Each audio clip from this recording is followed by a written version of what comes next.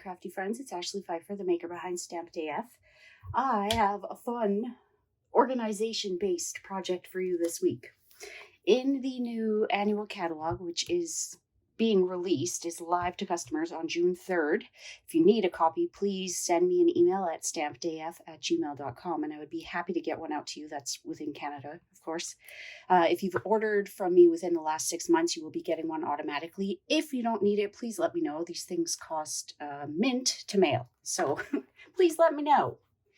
But in that catalog, there are, count them, nine sets of 6x6 DSP.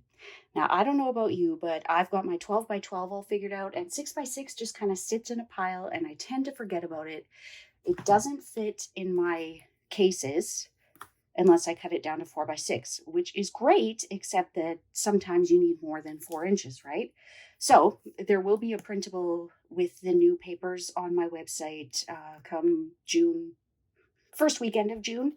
Right now there aren't, the pictures of the DSP is not available. So this year I am changing up my case so that it will also fit in a clear mount stamp case. So it will be one download, but it will either fit, I should show you one that has a side, right?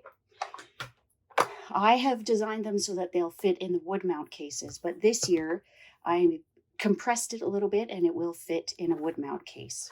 I don't know about you, but I'm running out of room to store DSP, so that is where today's project comes in. So in order to make the 9 holders that you're going to need if you're getting all of the DSP in the new upcoming annual catalog, and I do have a paper share going on, I will link that below, you will need 9 pieces of the DSP backing or similar weight cardstock. My holders don't have a front on them. They're open on the front because I wanted to be able to get multiples out of one sheet. So while my measurements say 6.5 inches, you could easily modify this to be 6 inches so that you do get 2 out of one sheet. I chose to have it so it went all the way up. Now, if you're wanting to recreate these, make sure you take a screenshot here so that you've got the dimensions. I'm going to score at 1/2 inch on the bottom, and I'm scoring at 5 3/4 and 6 1/4, and then I'm just doing my little notches at the 3.5 mark so that I know where to cut to get my diagonal. So here I'm just lining up those notches. Notch out that little tab on the bottom and then just fold, and you can burnish with a bone folder or just your hands. And then you're going to add a little bit of tear and tape or liquid adhesive like I am using, and your holder is done.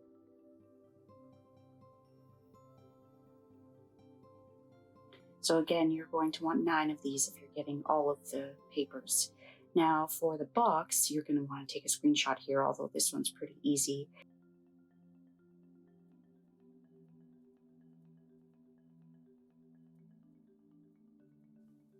So I'm just scoring at 1.5 and 3 inches on all 4 sides. And then I'm going to cut up to that second score line on each of those tabs. And I'm just going to notch out that one rectangle there.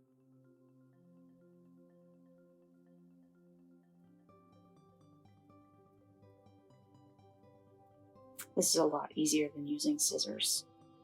I'm sorry you can't see the whole thing. I'm not used to working with a 12x12 sheet for my video. So now I'm just going to notch those tabs. And again, my apologies for being out of the shot. It's a large piece of paper. So I'll take my little pie wedges out of there. And I do decide that on the tabs, I need to take about 2 millimeters off just so that it closes properly.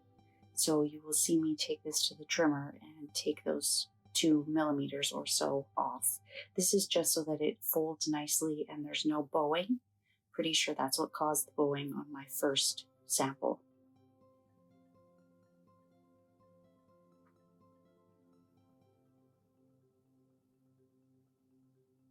So now I will apply liquid glue to those tabs, hold them down and let them set.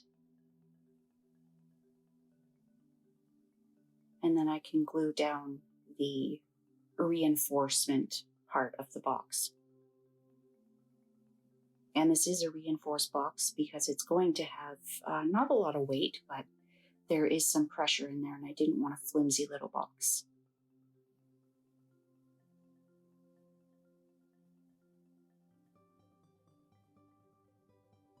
So now I can fit all 9 of those holders, which will be full as soon as I get a share of my paper share.